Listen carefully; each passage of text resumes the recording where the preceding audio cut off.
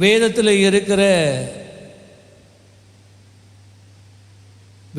இருக்கிற சில பரிசுத்தவான்களை குறித்து நான் உங்களோட பேசிக்கொண்டு வருகிறேன். இது வேதத்தை நீங்கள் அறிந்து கொள்ளவும் வேதத்தை வாசிக்க இவைகள் உங்களுக்கு உந்தவும் வேத அறிவிலே வளர்க்கவும் இதிலே இருந்து நாம் பெற்றுக்கொள்ளக்கூடிய ஆவிக்குரிய சத்தியம் இன்னதென்பதை நாம் பெற்றுக்கொண்டு நம்முடைய வாழ்க்கையிலே வளர தேவனை கிட்டிச் சேர இவைகள் நமக்கு உதவியாய் இருக்கும்.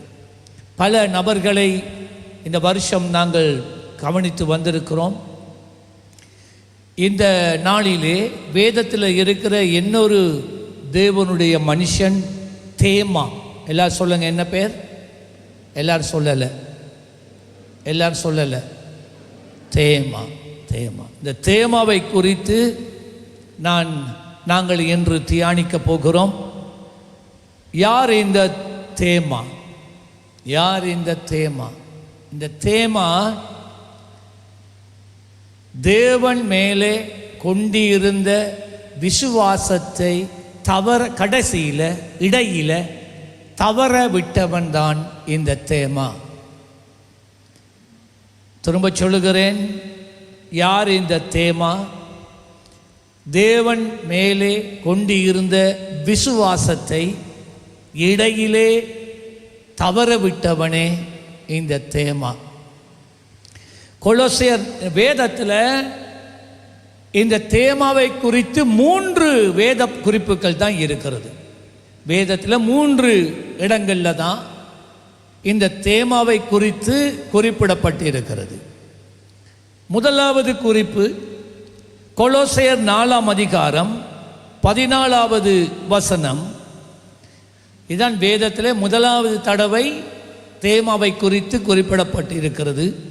கொலோசியர் 4:14. அப்போஸ்தலனாகிய பவுல் கொலேசு சபைக்கு எழுதும்போது அவன் சொல்லுகிறான், பிரியமான வைத்தியனாகிய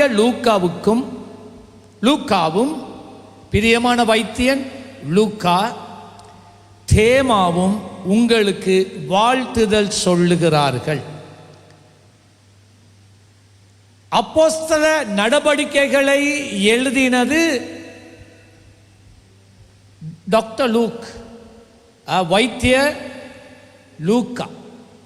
லூக்கா சுவிசேஷத்தை எழுதினதும் லூக்கா தான், ஒரே ஆள் தான்.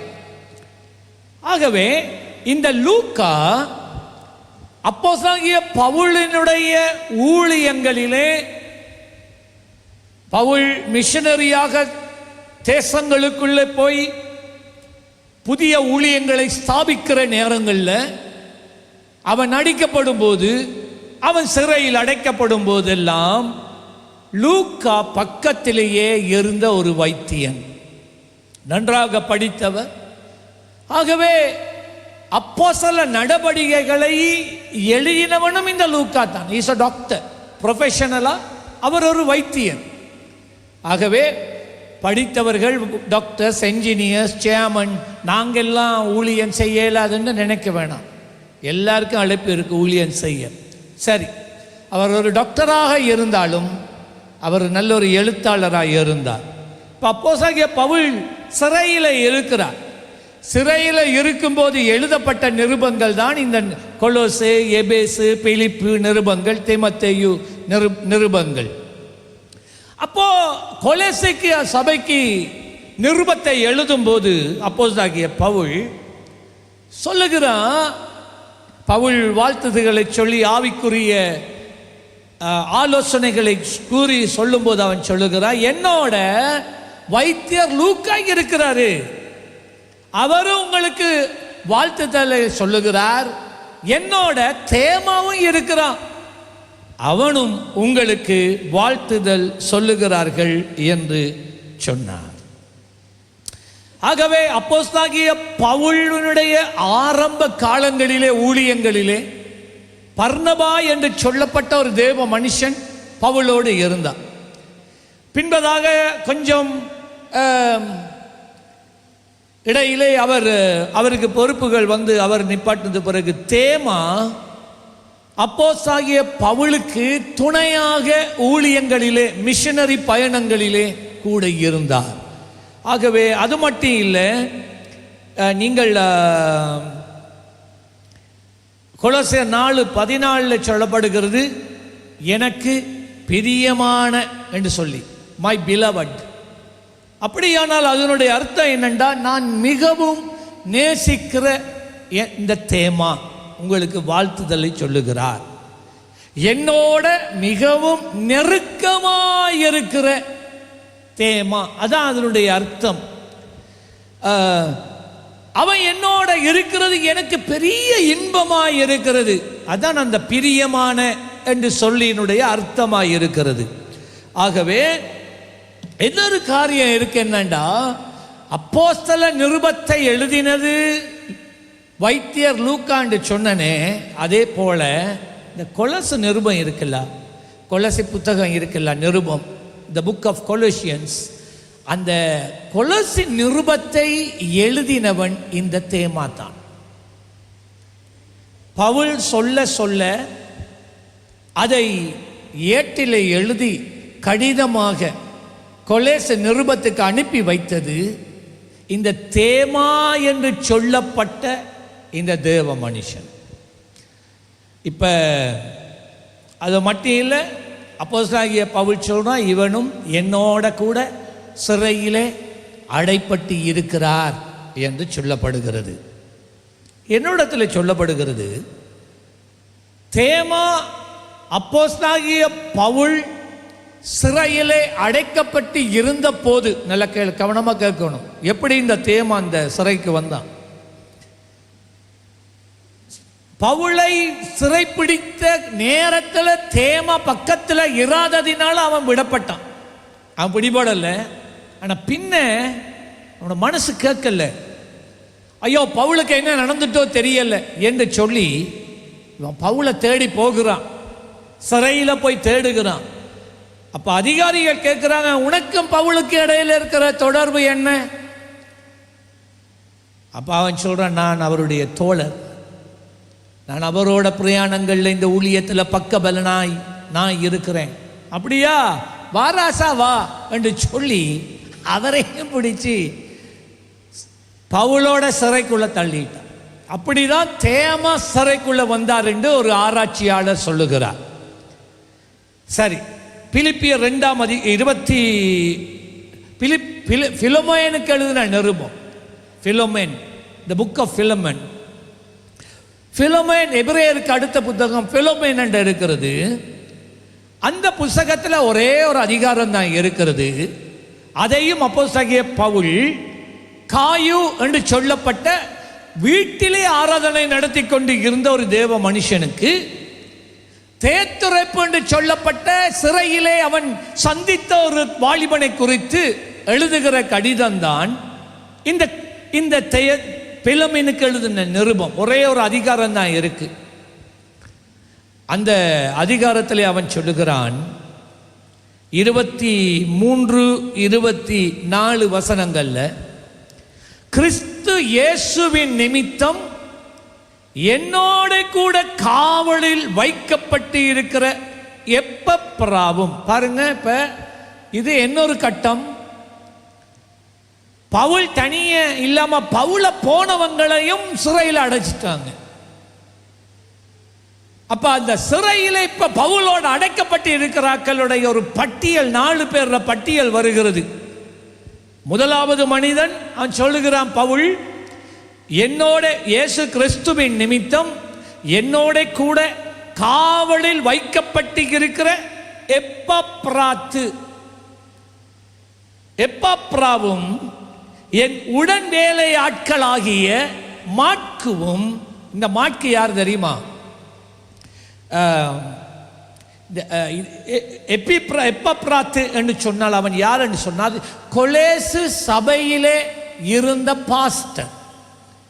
கொலேசு சபையில இருந்த பாஸ்டரும் பவுல சிறையிலே அடைக்கப்பட்டு இருக்கிறான் என்று சொல்லி, கனகாலமாக பவுலை சந்திக்க இல்லையே என்று சொல்லி பவுலினிடத்தில் இருந்து ஆவிக்குரிய ஆலோசனைகளை பெற வந்தவன் தான் இந்த எப்பாப்ராத்து.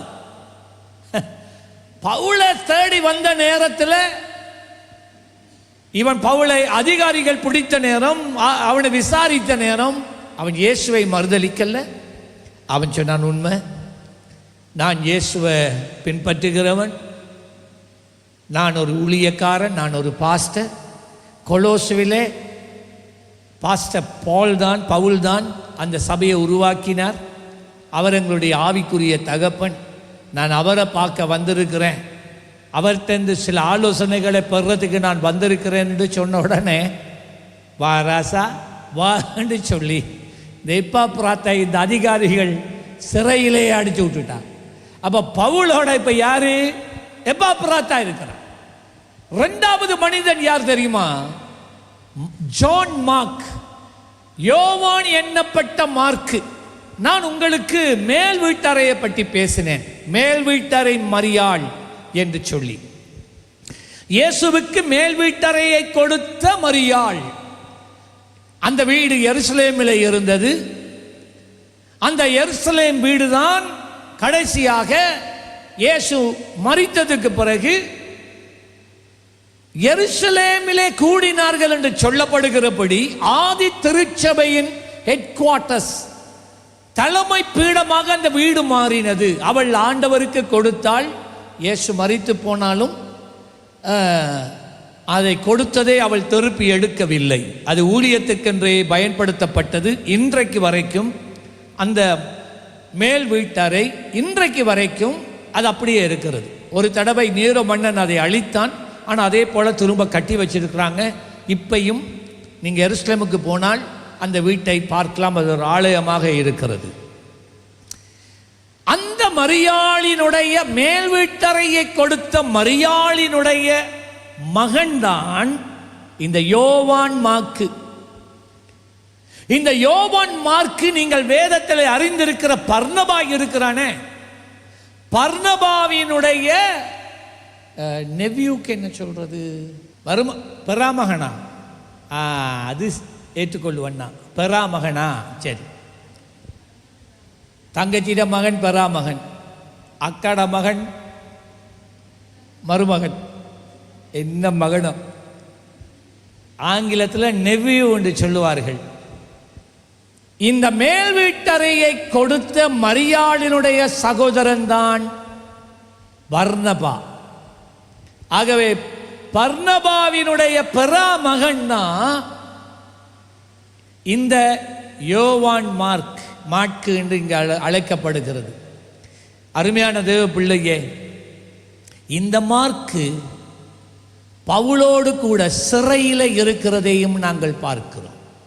அக்காலங்களிலே சுவிசேஷத்தை நிமித்தம் மரித்தவர்கள் அநேகர், சிறையில் அடைக்கப்பட்டிருந்தவர்கள் அநேகர். இவர்கள் எல்லாரும் பிற்காலங்களிலே சிறையிலே இருந்து விடுவிக்கப்பட்டார்கள்.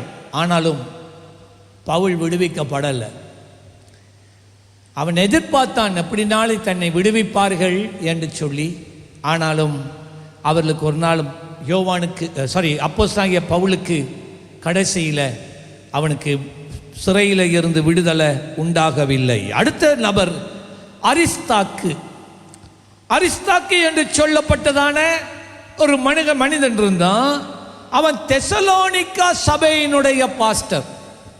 இந்த அரிஸ்தாக்கு என்று சொல்லப்பட்டவனும் இந்த எப்பாப்ராத்து கொலோசு சபையினுடைய போதகர்.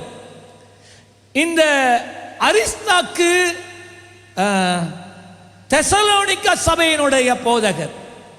வேறுபட்ட நேரங்களிலே அப்போஸ்தலனாகிய பவுல் சிறையில் இருக்கிறார் என்று அறிந்து தேவ வழிநடத்தலை பெற்ற பெரும்படி வந்தபோது இவர்கள் சிறைவாசம் அனுபவிக்கிறார்கள். விளையிட்டா? அப்ப இந்த அரிஸ்தாக்கு ஒரு பாஸ்டர், ஒரு தலைவன், தெசலோனிக்காவில பவுல் நாட்டின சபையினுடைய தலைவர். இப்ப சிறையில்.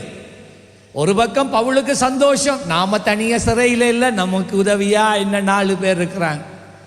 இதோட கூட பவுல் சொல்லுகிறான், தேமாவும் லூக்காவும், அவங்கள பற்றி நான் ஏற்கனவே சொல்லிட்டேன் தானே. ஆகவே இந்த தேமாவும் சிறையில், லூக்காவும் சிறையில் உங்களுக்கு வாழ்த்துதல் சொல்லுகிறார்கள்.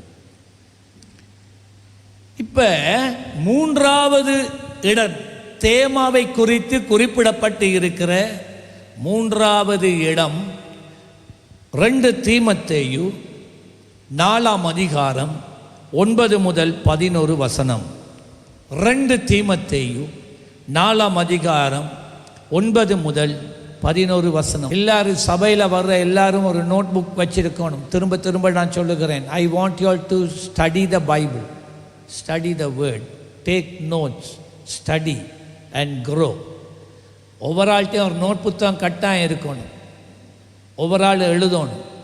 உங்களுக்கு எல்லாருக்கும் எழுத தெரியான்னு சொல்ல இயலாது. உங்களுக்கு நீங்கள் எழுதுறீங்க தானே, அது இதெல்லாம் எழுதுறீங்க, எழுதுங்க, வேதத்தை எழுதுங்க. இந்த இருக்குது, அதுக்காகத்தான் உங்களுக்கு நாங்கள் மேலே போடுறோம். இந்த பகுதிகளை எழுதுங்க, வேதத்தை படிக்க தொடங்குங்க, பைபிளை வாசிக்க தொடங்குங்க, குறிப்பெடுக்க தொடங்கி சத்தியத்தை வீட்டை போய் தனியாக இருந்து படித்து வளர ஆரம்பிங்க. ஓகே.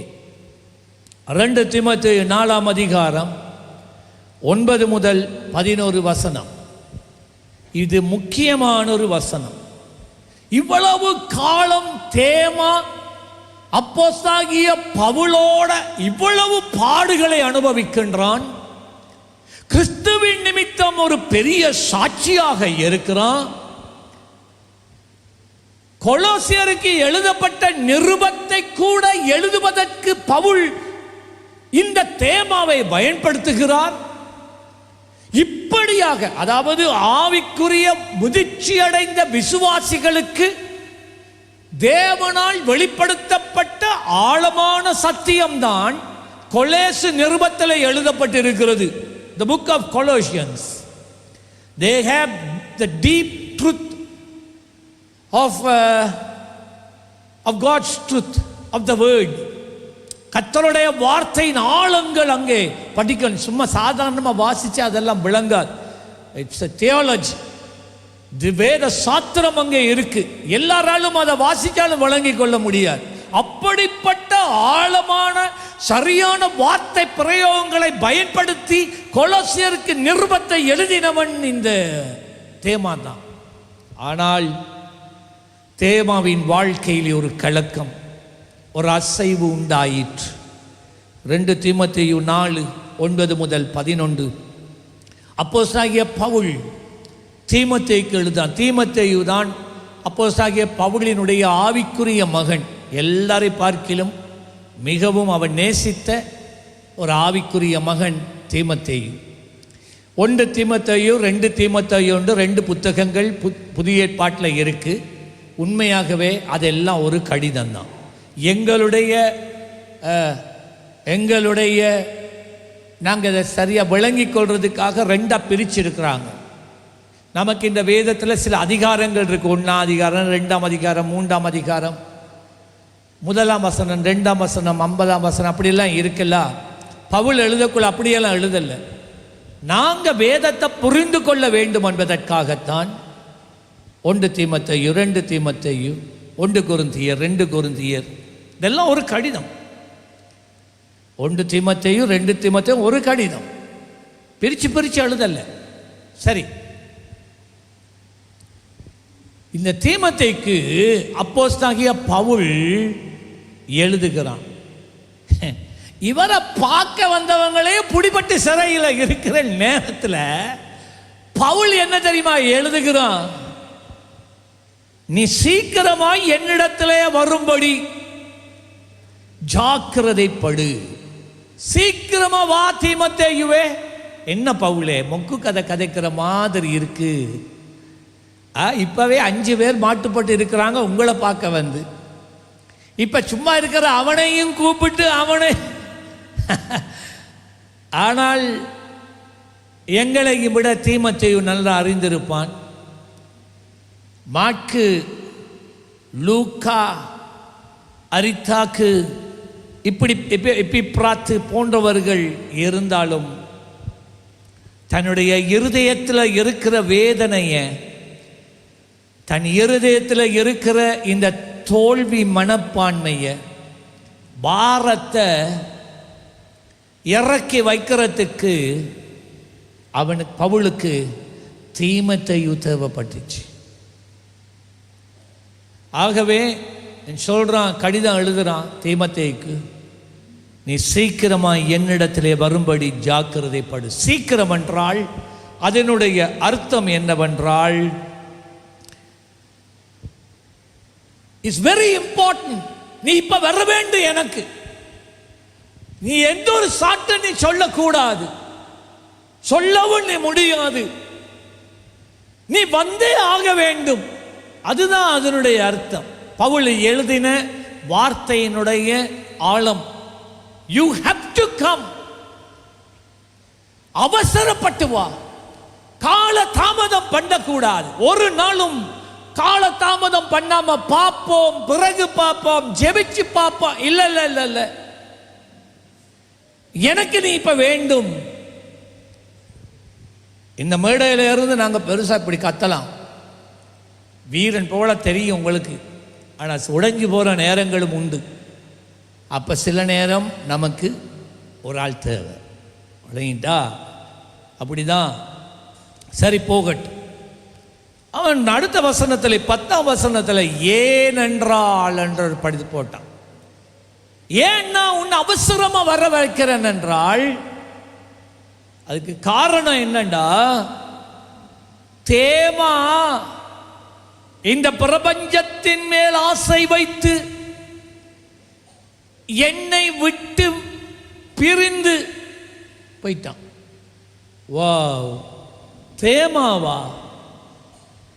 இத்தனை நாடுகளுக்கு சுவிசேஷத்தை எடுத்துக்கொண்டு போன உங்களுடைய பிரயாணங்களிலே உங்களை விட்டு விலகாமல் இரவும் பகலும் உங்களுக்கு துணையாயிருந்த இந்த தேமாவா? கொலோசே பட்டணத்தில் இருக்கிற சபைக்கு நீங்க எழுதின கடிதத்தை எழுதின அந்த தேமாவா? எப்பயுமே சொல்லுவீங்களே, என்னோட இவனு காவல் அனுபவித்துக் கொண்டு இருக்கிறான், என்னோட வேதனைப்பட்டு கொண்டு இருக்கிறான், எனக்கு வருகிற உபத்திரவத்தை அவனும் சகித்து கொண்டு இருக்கிறான். அவனா? எஸ், அவன்தான். என்னால தாங்க முடியல தீமோத்தேயுவே. அந்த வசனத்தினுடைய அர்த்தம் அதுதான். அவன் சொன்னான், என்னை விட்டு போய்விட்டான். என்னை விட்டு போய்விட்டான். That means he has deserted me. என்னை கைவிட்டுட்டான் அவன். அவன் மேல எவ்வளவோ பெரிய எதிர்பார்ப்பை நான் வைத்திருந்தேன். என்னுடைய ஊழியத்தை தொடர்ந்து செய்வான் என்று, இந்த மிஷனரி பயணங்களை தொடருவான் என்று நான் எத்தனையோ மனத்தியாலங்கள், எத்தனையோ நாட்கள், மாதங்கள், வருஷங்களை நான் அவன் வாழ்க்கையில நான் ஊற்றினேன். லூக்காவின் வாழ்க்கையில ஊற்றி இருக்கிறேன். எப்பாப்ராத்தாவினுடைய வாழ்க்கையில நான் ஊற்றி இருக்கிறேன். அரித்தாவினுடைய வாழ்க்கையில் நான் ஊற்றினது போல நான் இந்த தேமாவிட வாழ்க்கையில ஊற்றினேன். ஆனால் நினைக்க கூட முடியாத அளவுக்கு இவன் எனக்கு துரோகம் பண்ணிட்டான். எப்படிதான் போனான்டே எனக்கு தெரியாது. இவ்வளவு நாள் நாங்க ஒன்றாக இருக்கிற ஒரு வார்த்தை சொல்லல, ஒரு வார்த்தை சொல்லாம போயிட்டான். நான் நினைக்கிறேன், இந்த தேமா பவுலோட கூட இருந்து விசுவாசத்தில் நிலைத்திருந்த நேரத்தில், சிறையில் இருக்கிற நேரத்தில், சிறையிலேயே எப்பயுமே 24 மணித்தாலும் இருக்க மாட்டீங்க உங்களோட அறைக்குள்ள. உங்களுடைய விதிக்கப்பட்ட தண்டனையின் அடிப்படையில் ஒரு நாளில் இத்தனையோ மனத்தியாளங்களுக்கு உங்களுக்கு கேம் விளையாடுறதுக்கு டைம் கொடுப்பான். கொஞ்சம் வெளியிலன்னா பிரச்சனை விட்டு வெளியே போகல, அது அவர்களுக்குண்டு. அந்த நேரத்தில் ஒருவேளை யாருக்கும் தெரியாம மெதுவா தேமா பவுலோட இருந்து கொண்டு ஊழிய காரியங்களை கதைத்து ஏதோ உண்மையுள்ளவன் போல காட்டிக்கொண்டு மைண்ட் அங்கே வேலை செய்தண்டா எப்படி இந்த சிறையில் இருந்து நாம் தப்புறது என்கின்ற பிளானோடு இருக்கு. ஒருவேளை அங்கே இருக்கிற ஒரு அதிகாரியோட மெதுவா நண்பனாகி எனக்கு எப்படி நாள் விடுவிக்க ஏதாவது ஏற்பாடு பண்ணுங்க என்ற ஒரு வேளை சொல்லி, ஒருவேளை அவங்க சொல்லியிருக்கலாம், எனக்கு தெரியாது, ஒருவேளை அவங்க சொல்லியிருக்கலாம், சரி எங்கட பாஸ்ட்ட வந்து எங்கட அதிகாரிகிட்ட வந்து நான் இயேசுவை பின்பற்ற மாட்டேன், நான் இனிமேல் இயேசுவுக்கு ஊழியம் செய்ய மாட்டேன், நான் விட்டு வந்த மார்க்கத்துக்கே நான் திரும்பி போகிறேன் என்று நீங்கள் ஒரு வேளை சொன்னால் காரியங்கள் மாறலாம். சரி என்று ஒரு நாள் ஒரு வேளை அந்த சிறைச்சாலையில் இருக்கிற உயர் அதிகாரிக்கு இந்த இடத்துல இவன் கூட்டிக் கொண்டு போகப்பட்டிருக்கலாம், இவனே அதை சொல்லி இருக்கலாம். ஒருவேளை அந்த உயர் அதிகாரி சொல்லி இருப்பார், ஓகே நீ வாயால பேசி சரி வராது, எழுத்துல தரணும் ஏண்டா நீ தப்புறதுக்கு சரியோ தெரியாதே. இவன் சொல்லி இருப்பான், நான் எழுத்திலேயே தாரன்.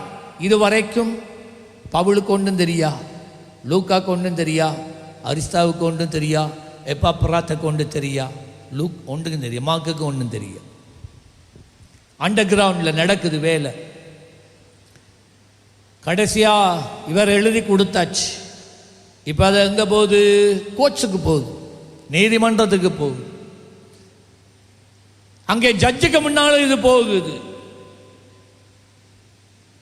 நான் இயேசுவை மறுதலிக்கிறேன், எனக்கு இயேசு வேண்டாம், நான் ஊழியத்தை மறுதலிக்கிறேன், ஊழியம் வேண்டாம், என் வாழ்க்கையில் இருக்கிற தேவனுடைய அழைப்பை நான் மறுதலிக்கிறேன், வேண்டாம்.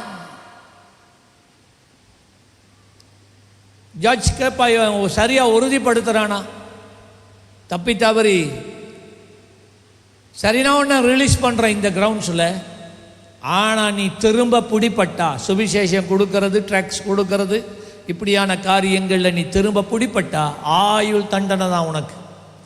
ஓம் சார். இதுவரைக்கும் இதெல்லாம் ஒன்றுமே பவுலுக்கு தெரியாது. திடீரென்று ஒரு நாள் வருது. ஒருவேளை இவன் பழகின அதிகாரிகிட்ட சொல்லியிருப்பான், பவுலுக்கு ஒரு வார்த்தையை சொல்ல வேண்டாம், லூக்காவுக்கோ மாக்குக்கோ அரிஸ்தாவுக்கோ எப்பாப்ராத்துக்கு சொல்லவே வேண்டாம், இது நமக்குள்ள மட்டும் இருக்கட்டும், ஏதோ என்ன மட்டும் விடுதலை செய்கிற மாதிரி யாருக்கும் காட்டாம. ஒருவேளை ஒரு நாள் வந்தது, திடீரென்று அதிகாரி வந்து, தேமா வா, என்னன்னே வளமையா போற மாதிரியே அவனை அறைக்குள்ள கொண்டு போயிருப்பாங்க. தப்பினேன் பிழைச்சேன் இவன் வந்திருப்பான், எல்லாமே ப்ரீ பிளான், எல்லாம் திட்டமிட்டாச்சு. போனவன் போனவன் போனவன் தான். பின்பதாக தான் பவுல் கேள்விப்பட்டான், இவன் விசுவாசத்தை மறுதலித்துட்டு போயிட்டான். எவ்வளவு வேதனையா இருக்கும்னு பாருங்க. போறவர்களுக்கு விளங்காது, ஆனால் தகப்பன்மாருக்கு அது விளங்கும். அவர்கள் இருதயத்தை அது உடைக்கும், அது நொறுக்கி போடும். அதுதான் அப்போஸ்தலனாகிய பவுலுக்கு நடந்தது. அவன் சொன்னான், ஏனென்றால் தேமா இப்பிரபஞ்சத்தின் மேல் ஆசை வைத்து, ஏன் போனான் தெரியுமா? உலகத்தின் மேல அவனுக்கு திரும்ப ஆசை வந்துட்டு, ஒரு காலத்தில் எல்லாத்தையும் புறக்கணித்து சிலுவையின் முன்னே உலகமன் பின்னே என்று வந்தவன் இப்ப இல்ல, சிலுவையின் பின்னே உலகமன் முன்னே மாறிவிட்டது. ஏன் நான் இந்த சிறையிலே இவ்வளவு வேதனைப்படணும்? ஏன் நான் இந்த கிறிஸ்துவின் நிமித்தம் இந்த சிறையிலே அடைக்கப்பட்டு நான் எதிர்காலத்தையே அழித்து போட வேண்டும்? இந்த துன்பங்கள் எனக்கு வேண்டாம், இந்த வேதனைகள் எனக்கு வேண்டாம், போதும். நான் என் வழியாய் நான் போக போகிறேன் என்று சொல்லி அவன் சொன்னான். ஏனென்றால் தேமா இப்பிரபஞ்சத்தின் மேல் ஆசை வைத்து என்னை விட்டு கேளுங்க எங்க போனான். அவன் சொல்றான், தெசலோனிக்கே பட்டணத்துக்கு போய்விட்டான். ஏன் தெசலோனிக்கா பட்டணத்துக்கு போனான்? ஆராய்ச்சியாளர்கள் சொல்லுகிறார்கள்,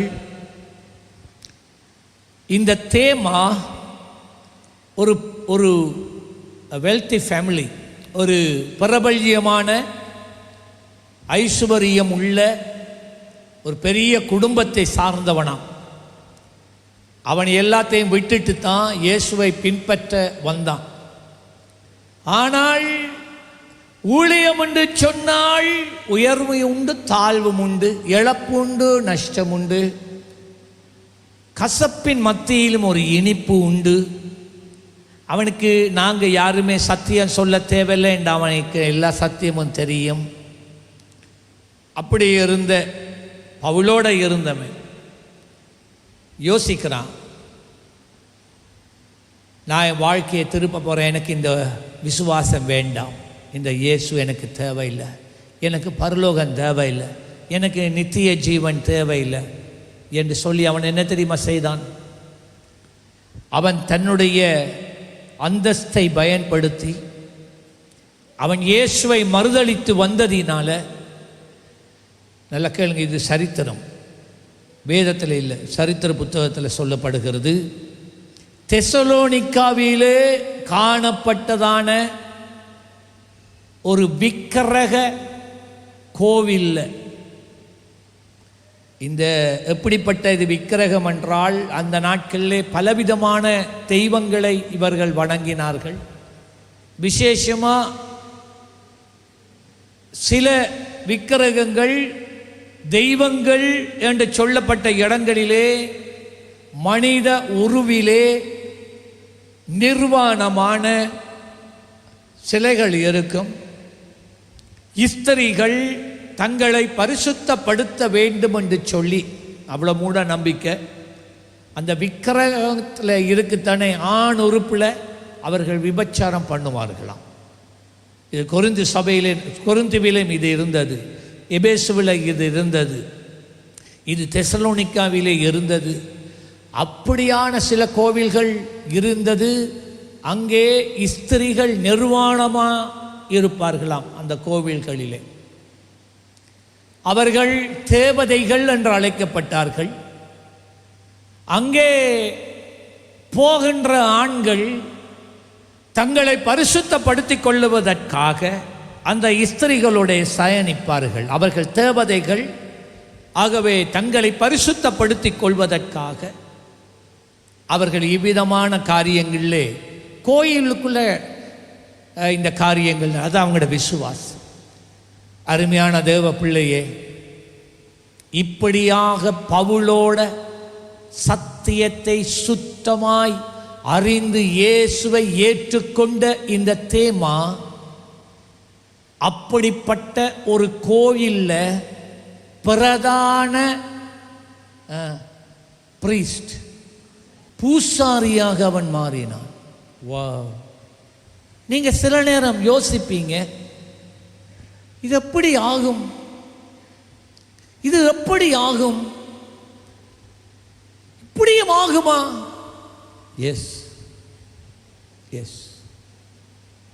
நீங்க நினைக்க கூடாது, நான் ஒரு நல்ல விசுவாசி, நான் ஒரு பழைய விசுவாசி, எனக்கு எல்லாம் தெரியும், நான் ஒரு நாளும் உலகத்துக்காக தேவனை இயேசுவை நான் மறுதலிக்க மாட்டேன் என்று நீங்கள் நினைச்சு கொண்டிருந்தா பி கேர்ஃபுல், கவனமாக இருங்க, எச்சரிக்க விரும்புகிறேன். இயேசுவை மறுதலிப்பதற்கு எந்த ஒரு மனிதனும் விசுவாசியும் விதிவிலக்கு கிடையாது. இன்றைக்கு நீங்கள் இங்கே இருக்கிறீங்க, திருமணம் ஒன்று வரும்போது, தொழில் ஒன்று வரும்போது, வெளிநாடு ஒன்று வரும்போது, எல்லாத்தையும் தூக்கி எறிந்து விட்டு இன்றைக்கு போகிறதுக்கு உங்களில் அநேகர் இன்றைக்கும் ஆயத்தமாக இருக்கிறீங்க. கொஞ்சம் பேர் போயிட்டாங்க. ஊழியம் முக்கியம் இல்லை, அழைப்பு அவர்களுக்கு முக்கியம் இல்லை. தேவன் அழைத்த இடத்துல நாம் நிற்கணும், அதை குறித்து அக்கறை கிடையாது. போயிட்டான். நீங்கள் கேட்பீங்க, எப்படி போனாங்க? போய் ஐயா தேமாவே போனா ஐயா, போக முடியும். 1 தீமோத்தேயு 4:1 அதே நிருபத்துக்கு தீமோத்தேயுக்கு எழுதும் போது ஆரம்பத்தில் எழுதுறான். என்ன தெரியுமா எழுதுனான் பவுல்? ஆவியானவர் வெளிப்படையாய் சொல்லுகிறபடி. இதை எழுதுகிற நேரம் தேமா இருக்கிறான். இந்த 1 தீமோத்தேயு எழுதக்குள்ள, 2 தீமோத்தேயு எழுதக்குள்ள தேமா இல்லை. அப்ப ஒருவேளை தேமா இந்த பிளானிங்க நடந்து கொண்டிருக்கலாம். ஆனால் ஆண்டவர் இதை நேரடியாக பவுலுக்கு வெளிப்படுத்தாவிட்டாலும் சத்தியத்தை கொண்டு வந்து வெளிப்படுத்தி இருக்கலாம். தேமா இருக்கத்தக்கதா எழுதுறான். என்ன? ஆவியானவர் இன்றைக்கு என்னோட பேசினார். தீமோத்தேயு கேள், ஆவியானவர் வெளிப்படையாய் சொல்லுகிறபடி பிற்காலங்களிலே நாங்க வாழ்ற இந்த காலத்தில் மனசாட்சியிலே சூடுண்ட பொய்யருடைய மாயத்தினாலே சிலர் வஞ்சிக்கிற ஆவிகளுக்கும் பிசாசுகளின் உபதேசங்களுக்கும் செவி கொடுத்து விசுவாசத்தை விட்டு விலகி போவார்கள். இது கடைசி காலம். ஆவியின் பரிசுத்த தேவனுடைய வேடத்தில் வருவான், விளங்கிட்டா? ஆனா அவருடைய உபதேசங்கள் வேதத்துக்கு ஒத்துப்போகாத உபதேசங்களாகிருக்கு. இன்றைக்கு பலர் தாங்களே தீர்க்கதரிசி என்று சொல்லி அழைக்கிறார்கள், தாங்களே பிஷப் என்று சொல்லி அழைக்கிறார்கள், தாங்களே டாக்டர் என்று சொல்லி அழைக்கிறார்கள், ரெவரண்ட். அவர்களுக்கு எந்த ஒரு படிப்பு கிடையாது, எந்த ஒரு ஆவிக்குரிய ஊழிய அனுபவம் கிடையாது. ஆனால் அவர்களே தங்களுக்கு பட்டங்களை சூட்டிக் கொள்ளுகிறார்கள். ப்ராஃபட், அப்போஸ்தலர் என்று சிலர் தங்களை அழைக்கிறார்கள். யார் அப்போஸ்தலர்? நீ அறியாத இடங்களுக்குள்ள போய் நீயே பிரயாசப்பட்டு சபையை நிறுவி, அந்த நிறுவின சபையில ஒருவனை ஏற்படுத்தி விட்டு தலைவனாய் அடுத்த பிரதேசத்துக்கு போய் நீ பிரயாசப்பட்டு அங்கே ஒரு ஊழியத்தை ஆரம்பித்து அந்த ஊழியத்தில் உருவாகின ஒருவனை அங்கே பாஸ்டராக வைத்துவிட்டு நீ இன்னொரு இடத்துக்கு போய் இப்படியாக பல சபைகளை ஸ்தாபித்து பின்பதாக இந்த ஒவ்வொரு சபைகளையும் விசிட் பண்ணி அவர்களுக்கு சபையில் இருக்கிற ஆவிக்குரிய பிரச்சனைகளுக்கு தேவனுடைய வார்த்தையில இருந்து ஆலோசனை சொல்லுகிறவனுக்கு தான் பெயர் அப்போஸ்தலன்.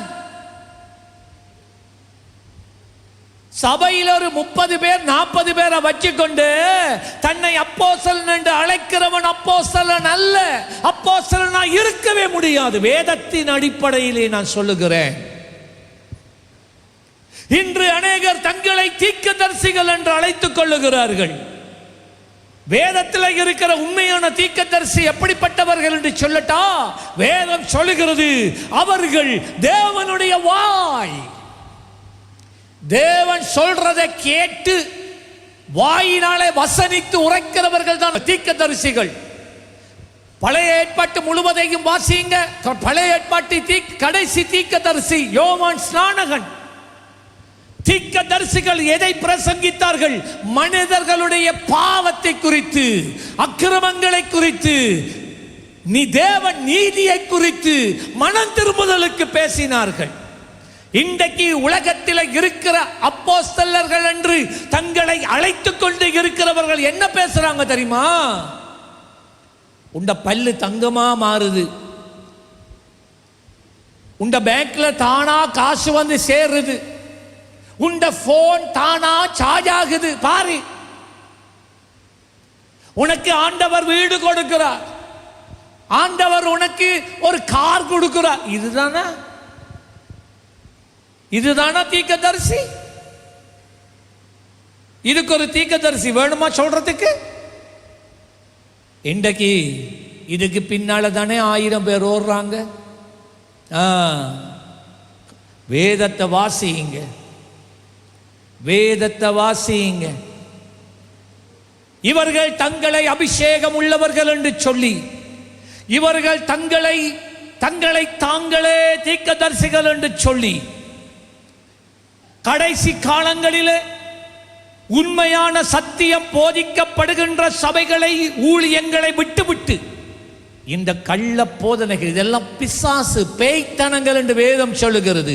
திரும்ப சொல்லுகிறேன், ஆவியானவர் வெளிப்படையாய் சொல்லுகிறபடி பிற்காலங்களிலே மனசாட்சியில் சூடுண்ட பொய்யருடைய மாயத்தினாலே, பொய்யர் இவர்கள், அவர்கள் சொல்லுகிற பொய்க்கு மனசாட்சியே இல்லாம பொய் சொல்றாங்களாம். ஆமா, பிற்காலங்களிலே மனசாட்சியிலே சூடுண்ட பொய்யருடைய மாயத்தினாலே சிலர் வஞ்சிக்கிற ஆவிகளுக்கும் பிசாசிகளின் உபதேசங்களுக்கும் செவி கொடுத்து விசுவாசத்தை விட்டு விலகி போவார்கள். இந்த நூலை கட்டுங்க, இடுப்புல கட்டுங்க, காலில் கட்டுங்க, நல்ல அர்ப்பணி. இன்றைக்கு தேவனுடைய பிள்ளைகளும் அந்த லெவலுக்கு போயிட்டாங்க. இப்ப மூட நம்பிக்கைகள் மேல நம்பிக்கை வைக்கிற விசுவாசிகள் சபைக்குள்ள இன்றைக்கு தான் இருக்கத்தான் செய்கிறார்கள். 1 யோவான் 2ஆம் அதிகாரம் 15-16 வசனம் சொல்லுகிறது, இந்த உலகத்திலும் உலகத்தில் உள்ளவைகளிலும் அன்பு கூறாதிருங்கள். ஒருவன் உலகத்தில் அன்பு கூர்ந்தால் அவனிடத்தில் பிதாவின் அன்பு இல்லை. ஏனென்றால் மாம்சத்தின் இச்சை, கண்களின் இச்சையும், ஜீவனத்தின் பெருமையுமாகிய உலகத்தில் உள்ளவைகளை எல்லாம் பிதாவானவனால் உண்டானவைகள் அல்ல, அவைகள் உலகத்தால் உண்டானவைகள். நீங்க போற நேரம் டவுன்ல பாருங்க, பெரிய கடை வச்சிருக்கிறவனும் உடுப்பை கொண்டாந்து எங்க போட்டுக்கிறான் தெரியுமா? ரோட்ல பெரிய கடை வச்சிருக்கிறவன் உள்ளுக்குள்ள ஏசி, எங்க கொண்டாந்து உடுப்பை போட்டுக்கிறான் தெரியுமா? ரோட்ல தொங்குது. ஏன் தொங்குது தெரியுமா? உன் கண்ணை பிடிக்கிறதுக்கு. கண் தான் விளங்கிட்டா, எல்லாமே கண் தான். இன்றைக்கும் உங்களோட கண்ணெல்லாம் எங்கெல்லாம் ஓடுதோ தெரியாது. யாருனாலும் ஏதாவது உடுத்துட்டு வந்தா அவங்களோட ஹேண்ட்பேக்கை பார்த்துட்டு நானும் ஒன்று வேண்டும், காதில் இருக்கிற தோடை பார்த்துட்டு நானும் அப்படி ஒன்று வேண்டி போட்டு நான் காட்டாட்டி பாருங்க. இப்படி நான் வேணாம். எல்லாம் எங்க வருது? கண்களின் இச்சை. கண்ணால பார்த்து பிசாசு அப்படித்தான் இப்ப பிடிக்கிறான். கண் காட்சி, அதை காட்டி உன்னை தேவனுடைய அன்பை விட்டு உலகத்துக்குள்ள இழுத்து கொண்டு போறான். ஒரு ரத்தல் பான் வேண்டதுக்கு காசு இல்லை, உனக்கு 3 லட்சம் கடன் எடுத்து அதை வேண்டது உனக்கு தேவையா? இப்ப ஏதும் வேண்டதா இருந்தா காசை சேர்த்து போட்டு வேண்டு. அதை விட்டுட்டு பான் வேண்ட காசு இல்லை, அரிசி வேண்ட காசு இல்லை, தேங்காய் வேண்ட காசு இல்லை. கண்ணால நீ கண்டித்த அந்த இச்சை எல்லாம் எங்க ஆரம்பிக்குது தெரியுமா? இந்த கண்ணில். சங்கீதம் 101:3, சங்கீதம் 101:3, தீங்கான காரியத்தை என் கண் முன்னே நான் வைக்க மாட்டேன். யார் சொன்னது? தாவீது சொல்றான், ஆண்டவரே எந்த வாழ்க்கையில தீமையை வருவிக்க கூடிய எதையும் என் கண்கள் பார்க்க நான் விட மாட்டேன், என் கண்களுக்கு முன்பதாக நான் வைக்க மாட்டேன். வழி விலகுகிறவர்களின் செய்கையை வெறுக்கிறேன், அது என்னை பற்றாது. நீதிமொழிகள் 28:16,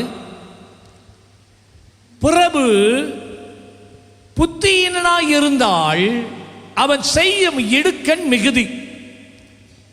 பொருளாசையை வெறுக்கிறவன் தீர்க்காயுசை பெறுவான்.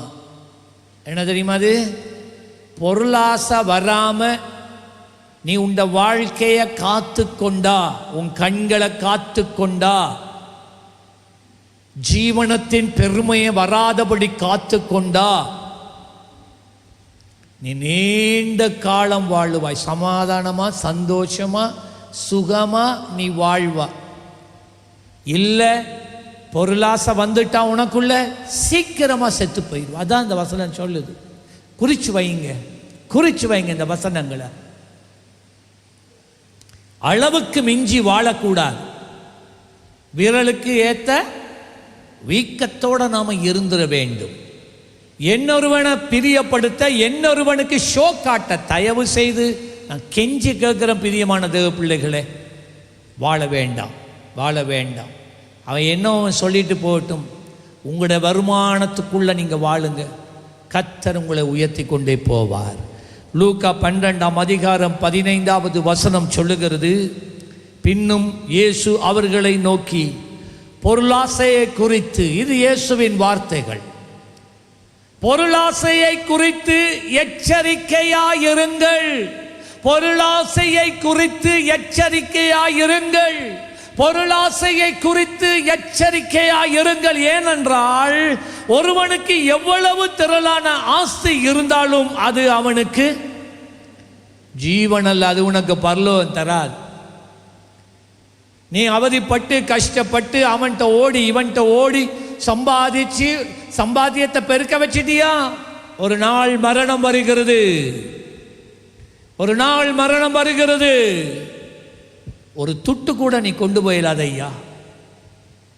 பொருளாசையை குறித்து எச்சரிக்கையாயிருங்கள். ஏனென்றால் ஒருவனும் எவ்வளவு கோடியை சம்பாதித்து என்ன பெரிய மாளிகையை கட்டி 10 பஸ்ஸுகள் வேண்டி வச்சாலும் பூசா தான் இல்லை, பூசா இல்லை,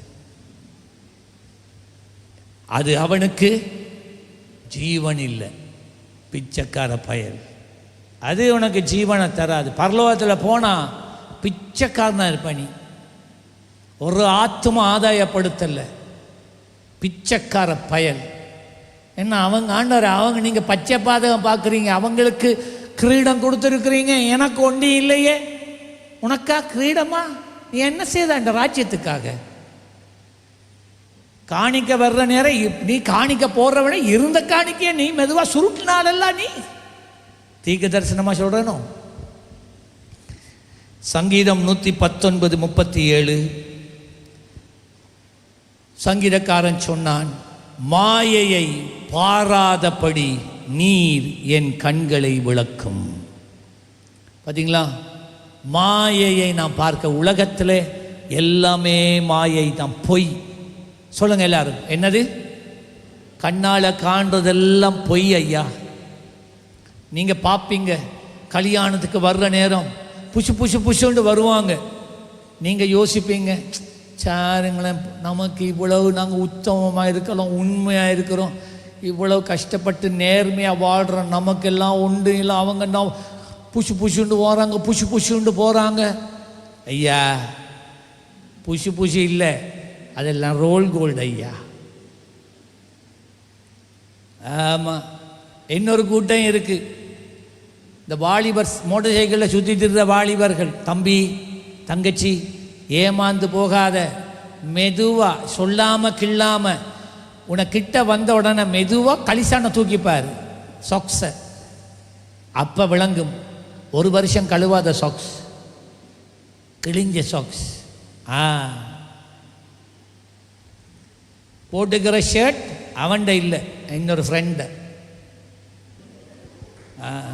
எல்லாம் இதெல்லாம் மாயை. பச்சை பச்சையாக சில நேரம் சொன்னாதான் இந்த மண்டுகளுக்கு இறங்கும். விளங்குது இல்லை, சொன்னால் விளங்குது இல்லை. என்னடா சிலாக்கள் யோசிக்கிறாங்க, ஐயோ தெரியாமல் போய் தலையை கொடுத்துட்டேனே, காலம்புரை எழும்புனோடனே பார்த்த நன்னா, ஐயோ வேணாம். வெளிப்படுத்தல் 2ஆம் அதிகாரம் வெளிப்படுத்தல் 2ஆம் அதிகாரம் 12-13. பெர்கமு சபையின் தூதனுக்கு நீ எழுத வேண்டியது என்னவென்றால், இருபுறமும் கருக்குள்ள பட்டயத்தை உடையவர் சொல்லுகிறதாவது, பாருங்க, பெர்கமு சபையின் தூதனுக்கு என்றால் பாஸ்டருக்கு, சீயோன் சபை பாஸ்டருக்கு ஆண்டவர் எழுதுறது சொல்றது என்னவென்றால், உன் கிரியைகளையும் சாத்தானுடைய சிங்காசனம் இருக்கிற இடத்தில் நீ குடியிருக்கிறதையும். பாத்தீங்களா, மட்டக்களப்புல என்ன இருக்கு? சாத்தாண்ட பெர்கமுல இருந்த பாஸ்டருக்கு இயேசு சொல்றார், தம்பி நீ எப்படிப்பட்ட ஒரு இடத்துல இருந்து ஊழியம் செய்றாய் என்று சொன்னால், பிசாசினுடைய சிங்காசனம் இருக்கிற இடத்துல இருந்து நீ குடியிருந்து நீ என் நாமத்தை பற்றி கொண்டிருக்கிறத நீ என்ன விடல, என்ன மறுதளிக்கல, எனக்காக சாட்சியாக இருக்கிறா. ஒவ்வொரு நாளும் அட்டாக் வருது தான், ஒவ்வொரு நாளும் இந்த ஆவிகள் உனக்கு வருதுமா, அம்புகளை எய்துதான், பட் நீ என்ன மறுதளிக்கல. சாத்தான் குடியிருக்கிற இடத்திலே உங்களுக்குள்ள எனக்கு உண்மையுள்ள சாட்சியாக அத்திப்பா என்பவன் கொல்லப்பட்ட நாட்கள். அங்க ரத்த சாட்சியா ஒரு மனுஷன் மறிக்கிறான். என்னை பற்றும் விசுவாசத்தை நீ மறுதலியாதிருந்ததையும் நான் அறிந்திருக்கிறேன்.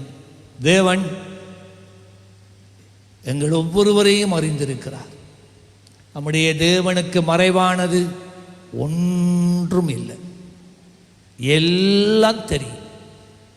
அவருடைய நாமத்தின் நிமித்தம் நீங்க படுகிற துன்பங்கள், நீங்க ஆண்டவரை பின்பற்றதினால உங்களுடைய சொந்தங்கள் உங்களுக்கு எதிராக பேசுகிற வார்த்தைகள், ஜனங்கள் உங்களை இழிவா என்றது எல்லாம் ஆண்டவருக்கு தெரியும். அதான் இந்த பெர்கமு சபையின் பாஸ்டருக்கு சொல்றார், எனக்கு எல்லாம் தெரியும், என் நாமத்தின் நிமித்தம் நீ படுகிற துன்பங்கள் எனக்கு தெரியும், உனக்கு விளைவிக்கப்படுகிற அநியாயங்கள் எனக்கு தெரியும், சில நேரம் நீதி கூட உனக்கு மறுக்கப்படுகிறது, எல்லாம் எனக்கு தெரியும். ஏன்னா இப்படிப்பட்ட ஒரு வாழ்க்கைக்கு தான் நாம் அழைக்கப்பட்டு இருக்கிறோம். வெளிப்படுத்தல் 2:14 பெர்கமு சபைக்கு தொடர்ந்து சொல்லுகிறார், ஆகிலும் சில காரியங்களை குறித்து உன் பேரில் எனக்கு குறைவு உண்டு. இந்தா தொடங்கி நல்லதை சொன்னார், இப்ப சொல்றார் பட். ஆண்டவர் பட் போட்டாருண்டா பிரச்சனை தான்.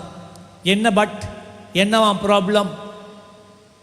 விக்கிரகங்களுக்கு படைத்தவைகளை புசிப்பதற்கு, வேசித்தனம் பண்ணுவதற்கு ஏதுவான இடரலை இஸ்ரவேல் புத்திரர் முன்பாக போடும்படி பாலாக் என்பவனுக்கு போதனை செய்த பிலேயாமினுடைய போதகத்தை கை கொள்ளுகிறவர்கள் உண்டு. எங்க இந்த பட்டணத்தில் கொஞ்சம் பேர் இருக்கிறாங்க, அவங்களும் தங்களை கிறிஸ்தவர்கள் என்று அழைக்கிறார்கள். ஆனால் அவங்களோட போதனை சரியான போதனை அல்ல, அது நான் அவர்களுக்கு கொடுத்த உபதேசம் இல்லை. இந்த இடத்திலே 2 பேர் பெயர் குறிப்பிடப்படுகிறது. ஒன்று பாராக், 2வது பிலேயாம். இஸ்ரவேல் ஜனங்களை தேவன் எகிப்தின் அடிமைத்தனத்திலே இருந்து வாக்களிக்கப்பட்ட பாலும் தேனும் ஓடுகிற தேசத்துக்கு வழிநடத்தி செல்லுகிற அந்த 40 வருட பிரயாணத்தில் மோவாபியர்களுடைய எல்லைக்குள்ள போயிட்டாங்க. அங்க போனதுமே எல்லாருக்கும் திகில் வந்துட்டு, பயம் வந்துட்டு, அதால அவங்க போறாங்க, தங்கட பாட்டில் போறாங்க. போய் ஒதுக்குப்புறம் ஒன்றில் பாளையம் இறங்கிட்டாங்க. அந்த மோவாபினுடைய ராஜாவின் பேர் பாராக். இவன் என்ன செய்யறான்டா, தூரத்தில் இருந்த பின்வாங்கி போன ஒரு தேவனுடைய தீர்க்கதரிசி இருந்தான். நான் சொல்றேன், பின்மாற்றம் அடைந்து போயிருந்த ஒரு தீர்க்கதரிசி, அவனுடைய பேர் பிலேயாம். இந்த பிலேயாம் ஒரு காலத்திலே ஆண்டவருக்கு ஒரு நல்ல தீர்க்கதரிசி தான். பிற்காலத்திலே ஊழியத்தை ஒரு சம்பாத்தியமாய் அவன் மாற்றிக்கொண்டதின் நிமித்தமாக இப்போ என்ன தெரியுமா இவன் செய்தான்? பிசாசுகள்கிட்ட போய், மந்திரவாதிகள்கிட்ட போய் பிசாசின் வல்லமையால் தன்னை நிரப்பிக்கொண்டான். இப்ப இவர் தீர்க்க தரிசனம் சொல்றது தேவனுடைய தீர்க்க தரிசனம் இல்லை, குறி சொல்றது தேவனுடைய குறி சொல்லுதல் அல்ல, பிசாசினுடைய குறி சொல்லுதல். உங்களில் அநேகர் எத்தனை பேர் இந்த குறி சொல்றவங்கள்ட்ட போறீங்க? எனக்கு தெரியாது. கல்யாணம் உண்டு வரக்குள்ள பார்த்தா அஞ்ஞானிகள் கல்யாணம் முடிக்கிற அதே டேட்ல அதே டைம்ல எப்படி சீயோன்ல நடக்குது கல்யாணம்? எனக்கு இன்னும் இது விளங்குதே இல்லை. எப்படி இது?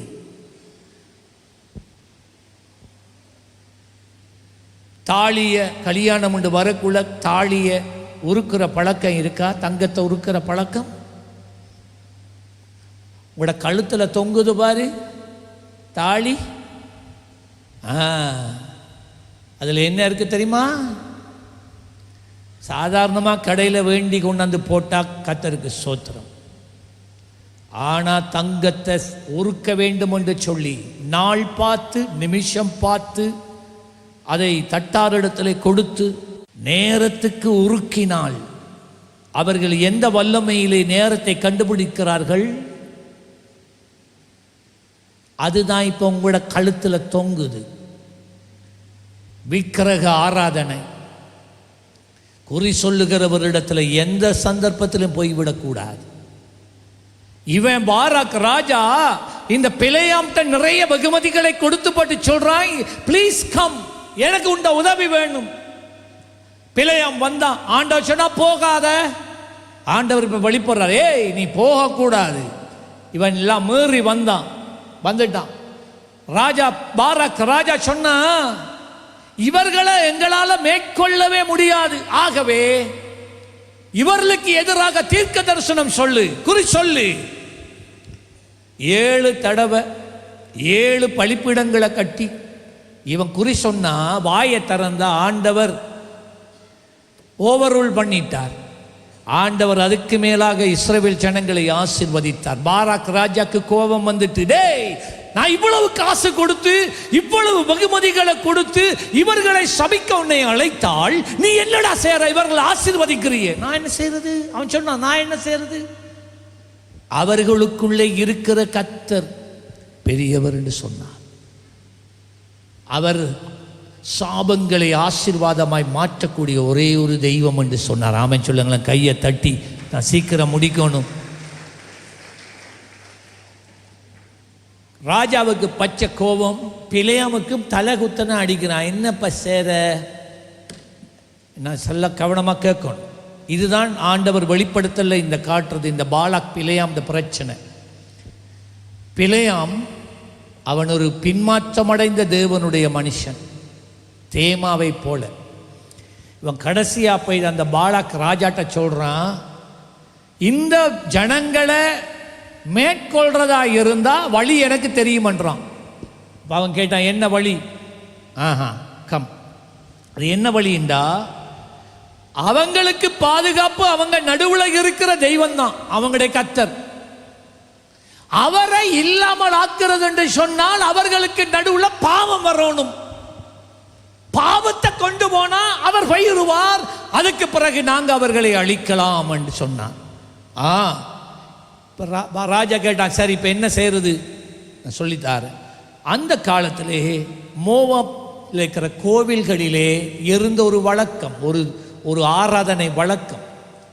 எப்படி என்றால், ஸ்திரீகள் நிர்வாணமாக அவர்கள் ஆடி பாடி குதித்து பலிப்பீடத்தை ஸ்தாபித்து பலிகளை தங்கள் தெய்வங்களுக்கு செலுத்துவார்கள். அதுக்கு பிறகு நான் சொன்ன தேவதைகள் உண்டு. அதுக்கு பிறகு அந்த கோவிலுக்கு வருகிறவர்கள் இந்த ஸ்திரீகளோட வேசித்தனம் பண்ணுவார்கள். எதற்கு? அவங்க பரிசுத்தமாவாங்கன்ற நம்பிக்கையில். இவன் சொன்னான், அந்த பாளையத்துக்குள்ள பாவம் வரும் என்று சொன்னா ஆண்டவர் விலகிடுவார், நீங்க போயிட்டு அவங்கள தாக்கலாம். அப்படியா? சரி. இந்த ராஜா தன்னுடைய தேசத்தில் இருக்கிற கன்னி பெண்களை, கிழவிகள் அல்ல, கன்னி பெண்களை அநேகரை கொண்டு வந்து, பூசாரிகளை கொண்டு வந்து, இஸ்ரவேலர்கள் தங்கியிருக்கிற பாளையம் இருக்கு இல்லையா, அந்த பாளையத்துக்கு கொஞ்சம் அந்த பார்டர்ல பலிபீடத்தை கட்டி இந்த ஸ்திரீகளை நிர்வாணமாக அந்த பலிபீடத்தை சுற்றி நடனமாட வைத்து பாடல்களை பாட வச்சு இஸ்ரவேலர்களுடைய கவனத்தை இவர்கள் ஈர்த்தார்கள். ஓகே, அட வனாந்தரத்தில் இருந்த இஸ்ரவேலருக்கு ஒரு பெரிய ட்ரீட். ஒருவன் போனான், 2 பேர் போனா, 3 பேர் போனா, 5 பேர் போனா, 100 பேர் போனா, 1000 பேர் போனாங்க, 10,000 பேர் போனாங்க, 15,000 பேர் போனாங்க. இவங்க என்ன நடக்குதுன்னு பார்க்க போனாங்க. நிர்வாணமாக இருக்கிற பெண்களை பார்க்க போனாங்க. அதுக்கு பிறகு இந்த பெண்கள் பலிகளை இட்டு அந்த யூதர்களுக்குள்ளே விபச்சாரம் பண்ணினார்கள். தேவனுடைய கோபம் மூண்டது. 24,000 பேர் அண்டைக்கு இஸ்ரவேலர்கள் புருஷர்கள் மடிந்து போனார்கள். இல்லைங்களா? பொய்யான உபதேசம் சபைக்குள்ளதான் இருக்கிறான். நான் சொல்றத நல்லா கேட்கணும். பொய்யான உபதேசம் சபைக்குள்ள இருப்பாங்க, ஜாக்கிரதை. 15வது வசனம், அப்படியே நிக்கொள்ளாய் மதஸ்தாருடைய போதகத்தை கை கொள்ளுகிறவன் உன்னிடத்திலே உண்டு. சபைக்குள்ள இங்கே ஒரு சத்தியம் போதிக்கப்படுகிறது, சபைக்குள்ள இன்னொரு கள்ள போதனை போதிக்கப்படுகிறது. ஜாக்கிரதை. இங்கே போதிக்கப்படுகிற சத்தியத்துக்கு மாறாக இந்த சபையில் இருக்கிற யாராகிலும் மாற்று உபதேசத்தை கொண்டு வந்து பேசினால் ஏற்றுக்கொள்ள வேண்டாம். அப்போஸ்தலர் 19:13-15 இந்த வசனத்தை நீங்க வாசித்தீங்கன்றால், அப்பொழுது தேசந்தாரிகளாய் திரிகிற மந்திரவாதிகளாகிய யூதரில் சிலர் பொல்லாத ஆவிகள் பிடித்திருந்தவர்கள் மேல் கர்த்தராகிய இயேசுவின் நாமத்தை சொல்ல துணிந்து, இவங்க என்ன ஸ்கேவா என்று சொல்லப்பட்ட அந்த காலத்தில் நல்லா விளங்கிக் கொள்ளுங்க, பின்மாற்றம் அடைந்த பிரதான ஆசாரியர்கள் இருந்தார்கள். அதைத்தான் அப்போஸ்தலர் இந்த நிருபத்தில், அப்போஸ்தலர் நிருபத்திலே நமக்கு சுட்டி காட்டுகிறார். பின்மாற்றம் அடைந்து பாவத்திலே விழுகிற மேய்ப்பர்கள் உண்டு, ஜாக்கிரதை. பாவத்திலே விழுந்திருக்கிற ஊழியர்கள் உண்டு. அவர்கள் சொல்லுகிற பொய்யான போதனையை நம்பி நீயும் பாவத்திலே விழாத.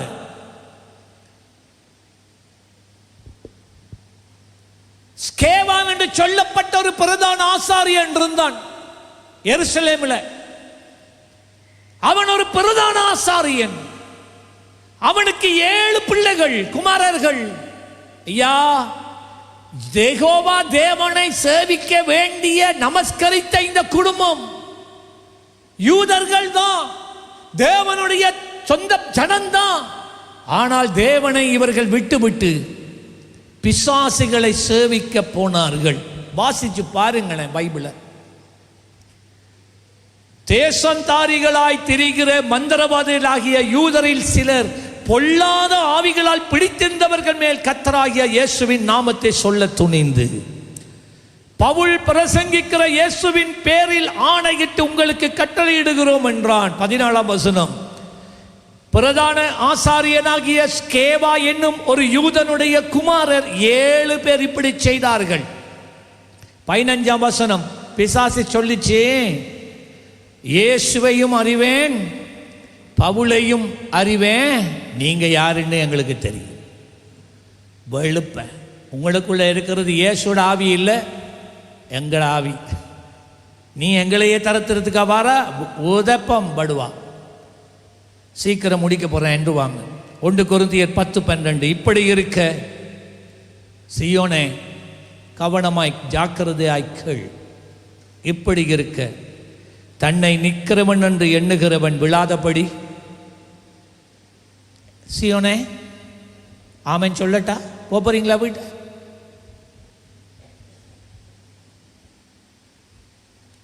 தன்னை நிற்கிறவன் என்று எண்ணுகிறவன் விழாதபடி எச்சரிக்கையாயிரு. நீதிமொழிகள் 1 அதிகாரம் 5-6 புத்திமான் இவைகளை கேட்டு அறிவில் தேறுவான். இவ்வளோ எல்லாம் சொல்லி கொடுக்கப்பட்டிருக்கு. நீ புத்திமானாய் இருந்தா சொல்ற ஆலோசனையை கேட்டு அறிவிலே நீ வளருவாய். விவேகி நல்ல ஆலோசனைகளை அடைவான். நீதிமொழியையும் அதன் அர்த்தத்தையும் ஞானிகளின் வாக்கியங்களையும் அவர்கள் உரைத்த புதைப்பொருள்களையும் அறிந்து கொள்வார்கள். நீதிமொழிகள் 19:27. என் மகனே, அறிவை தரும் வார்த்தைகளை விட்டு விலகச் செய்யும் போதகங்களை நீ கேட்காதே. என் மகனே, என் மகளே. 1 தீமோத்தேயு 4:6. திரும்ப அப்போஸ்தலனாகிய பவுல் சொல்லுகிறார், இவைகளை நீ சகோதரருக்கு போதித்து வந்தால் விசுவாசத்திற்குரிய வார்த்தைகளிலும் நீ அனுசரித்து நட்போதகத்திலும் தேறினவனாயிரு. 2 தீமோத்தேயு 3 அதிகாரம் 5, 6, 7 விசுவாச குடும்பங்கள் பெண்கள் இதை கேட்க வேண்டும். இந்த டேபிளை கொஞ்சம் குறைக்கலாம். 2 தீமோத்தேயு 3 அதிகாரம் 5 முதல் 7 சபைக்குள்ள இருக்கிற பெண்கள் கேளுங்கள். தேவ பக்தியின் வேஷத்தை தரித்து, என்ன பார்த்தா என்ன மாதிரி இருக்கு? பக்திமான்கள் போல, சீயோனின் பக்திமான்கள் ஊழியர்கள் தேவ பக்தியின் வேஷத்தை தரித்து அதன் பலனை மறுதலிக்கிறவர்களாயும் இருப்பார்கள். இப்படிப்பட்டவர்களை நீ விட்டு விலகு. அவர்களை விட்டு விலகு, நீ விட்டு விலகு. 6 பாவங்களால் நிறைந்து பற்பல இச்சைகளில் இழுப்புண்டு. இப்ப நாங்கள் எப்படிப்பட்டவங்களா இருப்பாங்கன்னு வேறும் சொல்லுது. கடைசி காலங்கள் இதெல்லாம் சபையில் நடக்கும். பாவங்களால் நிறைந்து பற்பல இச்சைகளால் இழுப்புண்டு. எவ்வளவுதான் பிரசங்கம் பண்ணு கற்றுக்கொடு, எவ்வளவுதான் கற்றாலும் ஒரு போதும் சத்தியத்தை அறிந்து உணராதவர்களாய் இருக்கிற யார வீடு? யார வீடு? யார வீடு? சபை சொல்லணும். யார வீடு? பொன் பிள்ளைகளுடைய வீட்டுக்கு சபையில் இருக்கிற ஊழியர்கள் என்று சொல்றவங்க நுழைவாங்களாம். ஜாக்கிரதை. யாரா இருந்தாலும் பரவாயில்லை. எப்போதும் கற்றாலும் ஒருபோதும் சத்தியத்தை அறிந்து உணராதிருக்கிறவர்களாய் இருக்கிற பெண் பிள்ளைகளுடைய வீடுகளில் இப்படிப்பட்டவர்கள் நுழைந்து அவர்களை என்ன செய்து கொள்வாங்களா? சொல்லுங்க, என்ன செய்வாங்களா? வசப்படுவா. பொய்யெல்லாம் சொல்லி வசப்படுத்துவாங்க. திரும்ப நான் சொல்றேன், கேட்கணும்.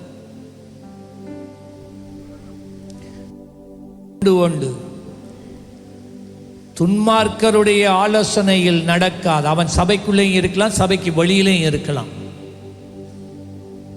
ஊழியனாய் இருக்கலாம், ஊழியக்காரன் இல்லாமலும் இருக்கலாம். அவன் பேசுற பேச்சு துன்மார்க்கத்துக்குரியதாய் இருந்தால், வார்த்தைக்கு அப்பாற்பட்டதாய் இருந்தால், துன்மார்க்கருடைய ஆலோசனையில் நடவாமலும் பாவிகளுடைய வழியிலே நிற்காம, பரியாசக்காரன் உட்கார இடத்துல உட்காரக்கூடாது. நீதி சங்கீதம் 26:4-5 இதெல்லாம் ஞான வார்த்தைகள், ஆலோசனை கொடுக்கிற வார்த்தைகள்.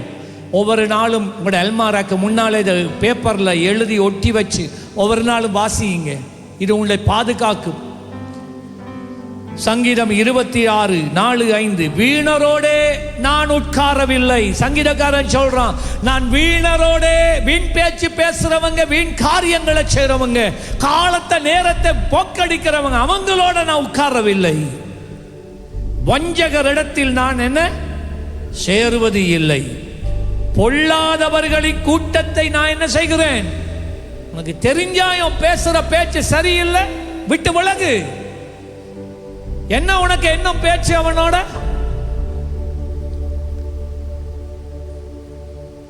பொல்லாதவர்களின் கூட்டத்தை பகைக்கிறேன், துன்மார்க்கரோட உட்கார மாட்டேன். நீதிமொழிகள் 12:26. நீதிமொழிகள் 12:26. நீதிமான் தன் அயலானை பார்க்கிலும் மேன்மை உள்ளவன். துன்மார்க்கருடைய வழியோ அவர்களை என்ன செய்யுமா? நீதிமாண்ட வழிய மோசப்படுத்துகிறவர்கள் யார் தெரியுமா? சபைக்குள்ளே நீதிமான்கள் என்று சொல்லிக்கொண்டு துன்மார்க்கமாக வாழ்றவங்க. நான் திரும்ப சொல்றேன், சபைக்குள்ளே இருக்கிற நீதிமான்களை மோசம் போக்குறவர்கள் உலகத்தார் அல்ல. சபைக்குள்ளேயே உட்கார்ந்து கொண்டு தங்களை நீதிமான்கள் என்று சொல்லிக்கொண்டு இருக்கிறவர்களே துன்மார்க்கர். இருக்கின்ற துன்மார்க்கர் பேர் விசுவாசி, ஆனா அவர்கள் யாரு சொல்லுங்க? துன்மார்க்கர். கஷ்டமா இருக்கா வார்த்தையை கேட்க? இதுதான் சத்தியத்தையும் அறிவீர்கள் சத்தியம். 1 கொரிந்தியர் 5:11 நான் உங்களுக்கு எழுதுகிறது என்னவென்றால், சகோதரன் எண்ணப்பட்ட ஒருவன் விபச்சாரக்காரனாயாவது, பொருளாசைக்காரனாயாவது, விக்கிரக ஆராதனைக்காரனையாவது, உதாசீனாயாவது, வெறியனாயாவது, கள்ளு குடிக்கிறவன், பியர் குடிக்க மாட்டான், கள்ளு குடிப்பான், இருந்தால், கொலைக்காரனாயாவது இருந்தால், அவனோட பிரியாணி வேண்டி சாப்பிட்டு மனத்தியால கணக்கில் பேசிக்கொண்டு இருந்து வாழ்க்கையை கடத்து. அப்படியா இருக்கு? என்ன சொல்லுது? இருந்தால் அவனோட சொல்லுங்க, அவனோட. அப்ப என்ன இவ்வளவு பல மனத்தியாலம் கதை?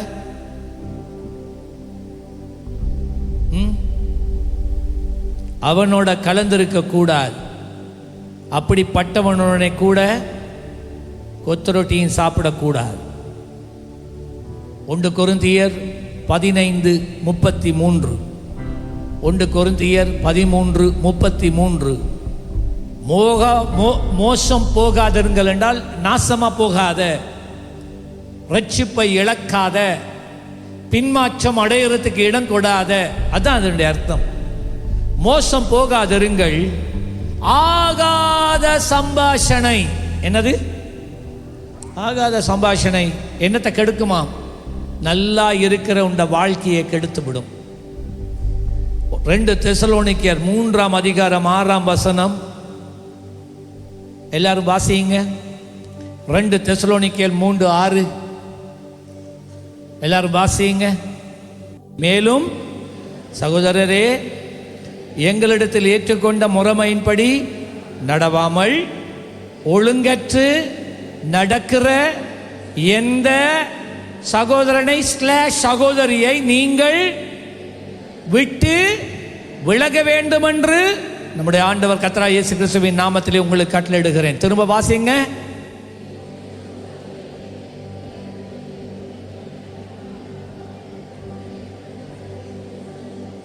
விளங்கிட்டா? இதுக்கு மேல தெளிவா ஆண்டவர் பேசணுமா?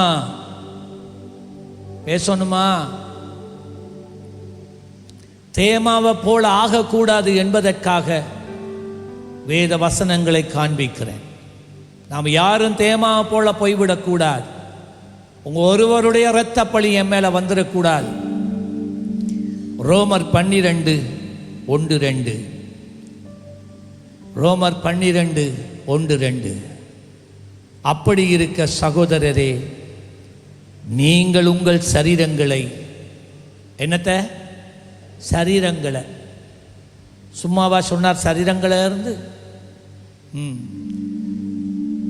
நீங்கள் உங்கள் சரீரங்களை வாசிங்க பரிசுத்தமும் தேவனுக்கு பிரியமுமான ஜீவ பலியாக ஒப்பு கொடுக்க வேண்டுமென்று தேவனுடைய இரக்கங்களை முன்னிட்டு உங்களிடத்தில் வேண்டிக் கொள்ளுகிறேன். இதுவே நீங்க செய்யத்தக்க.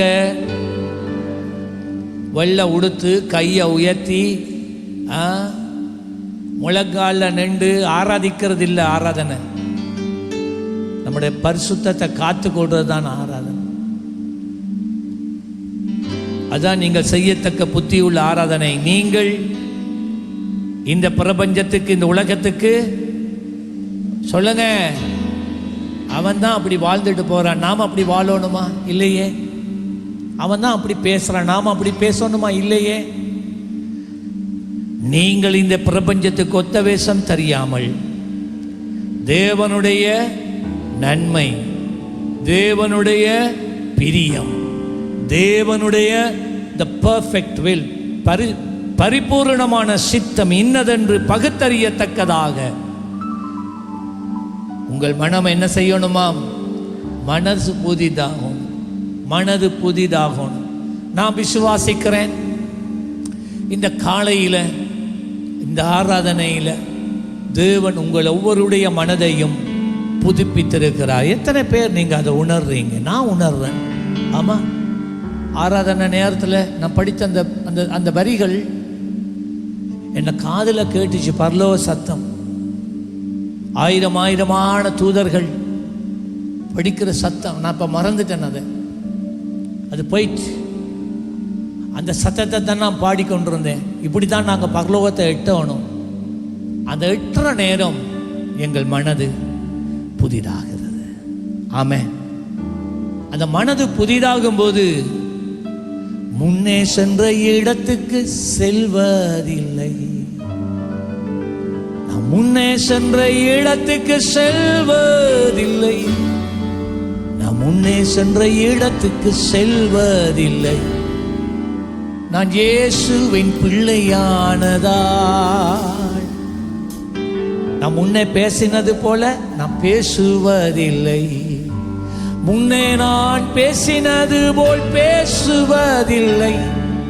முன்னே நான் பேசினது போல் நான் பேசுவதில்லை. நான் இயேசுவின் பிள்ளையானதால் முன்னே நடந்து கொண்டது போல் நடந்து கொள்வதில்லை. முன்னே நான் நடந்தது போல் நடந்து கொள்வதில்லை. முன்னே நான் நடந்தது போல நடந்து கொள்வதில்லை. நான் இயேசுவின் பிள்ளையானதா. இயேசுவே இரட்சகா, உந்தன் நாமம். எல்லாரும் எழுந்திருப்போமா? மத்தேயு 10:38 கடைசியாக. மத்தேயு 10:38. இயேசுவின் அவனவன் தன் சிலுவையை எடுத்துக்கொண்டு என்னை பின்பற்றாதவன். உன்னுடைய சிலுவை இந்த உலகத்தில் நீ இயேசுவினுடைய சீடன் என்பதை காண்பிக்கிறது. அதுதான் சிலுவை. மனைவி உனக்கு சிலுவை இல்லை, கணவன் உனக்கு சிலுவை இல்லை, பிள்ளை உனக்கு சிலுவை இல்லை. சிலுவை நான் இயேசுவின் சீடன். அதுதான் இயேசு சிலுவையை சுமந்து என்ன சொன்னார்? நான் பிதாவினுடைய குமாரன், மனிதனை மீட்க வந்த மீட்கும் பொருள் நான். அதான் அந்த சிலுவை. அப்ப சொன்னார், என் சிலுவையை, தன் சிலுவையை எடுத்துக்கொண்டு என்னை பின்பற்றாதவன் எனக்கு எனக்கு எத்தனை பேர் பாத்திரவான்களா இருக்கிறீங்க? ஒத்த வேஷம் தரிச்ச அந்த உலகத்துக்கு ஆண்டவர் சொன்ன, நீ என்ற சீடனா இருக்கேலா. தேமாவை போல விசுவாசத்தை மறுதளித்து கொண்டு நீ வாழ்ந்தா நீ எனக்கு சீடனா இருக்க முடியாது. க்ளோரி வக்கம். இயேசுவின் பிள்ளை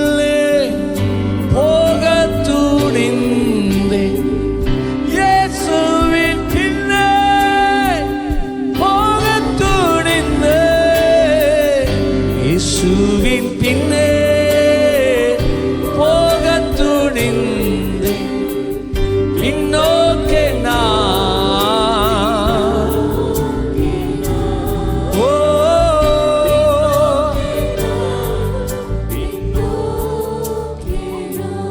இது உண்மையான ஒரு சம்பவத்திலே உண்டானதான பாடல் தான்.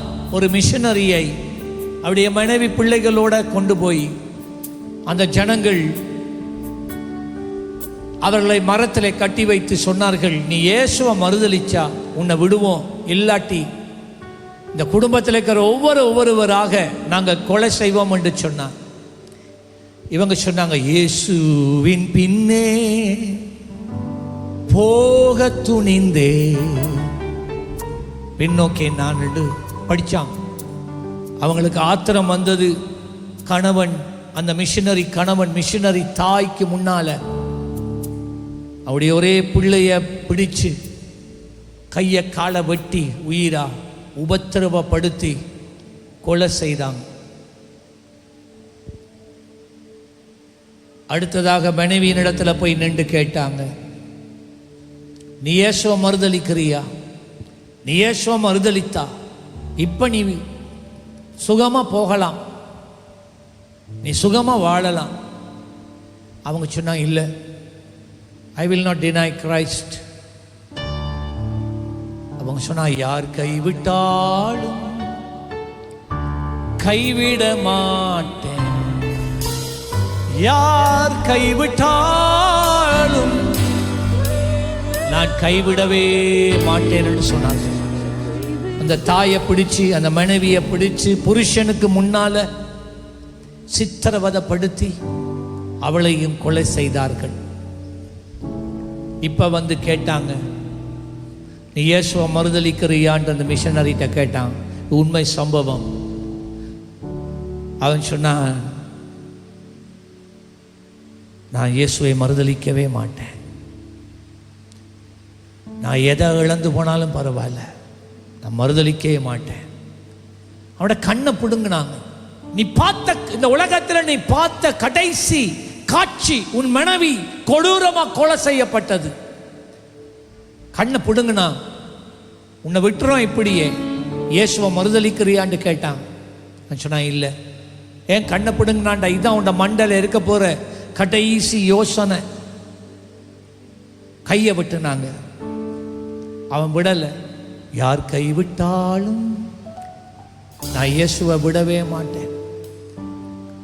காலை வெட்டினா விடல, கழுத்தை வெட்டினா அப்படியே பரலோகம் போயிட்டான். அவர்கள் பாடின பாடல் தான் இது. சிலுவையின் முன்னே உலகமென் பின்னே, சிலுவையில் முன்னே, சிலுவையின் முன்னே, ஹல்லேலூயா, பின்னோ ஏனா. Thank you Jesus. பிள்ளைகளாய் இருக்கட்டும், வாலிபர்களாய் இருக்கட்டும், இளைஞர்கள், யுவதிகள், இளம் தம்பதிகளாய் இருக்கட்டும், தாய்மாராய் இருக்கட்டும், தகப்பன்மாராய் இருக்கட்டும், ஏன் ஊழியர்களாய் இருக்கட்டும், ஆண்டவரே, நான் தேமாவை போல ஒரு நாள் நான் மறுதலிக்க மாட்டேன். சாகும் வரைக்கும் நீர் என்னை அழைத்த அழைப்பிலே இருந்து நான் விலகி போக மாட்டேன், உமக்காக வாழ்வேன் என்று சொல்லுகிறவர்கள் முன்பதாக வாருங்கள். பலிபீடத்துக்கு உங்களுக்காக நாங்கள் ஜெபிக்க விரும்புகிறோம். I have decided to follow Jesus. I have decided,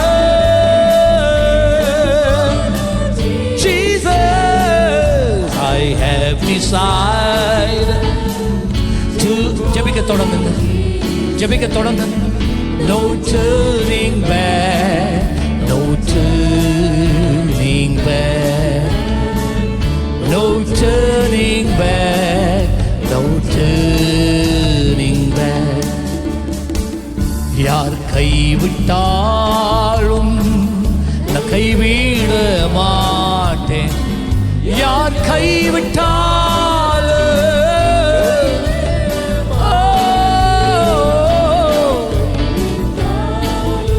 Yes, Lord. பின்னோக்கே நான்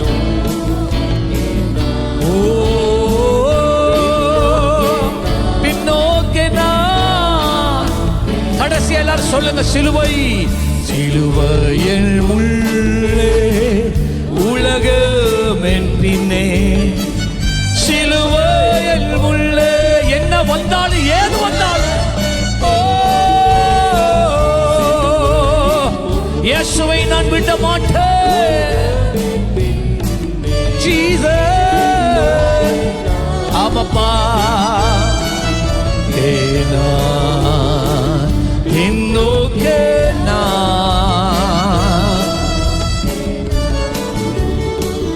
இப்பொழுது நம்முடைய கர்த்தராகிய இயேசு கிறிஸ்துவினுடைய கிருபையும் பிதாவாகிய தேவனுடைய அன்பும் பரிசுத்த ஆவியானவருடைய அந்யோன்ய ஐக்கியம் உங்கள் அனைவருடன் கூட என்றும் எப்பொழுதும் கூடவே இருப்பதாக.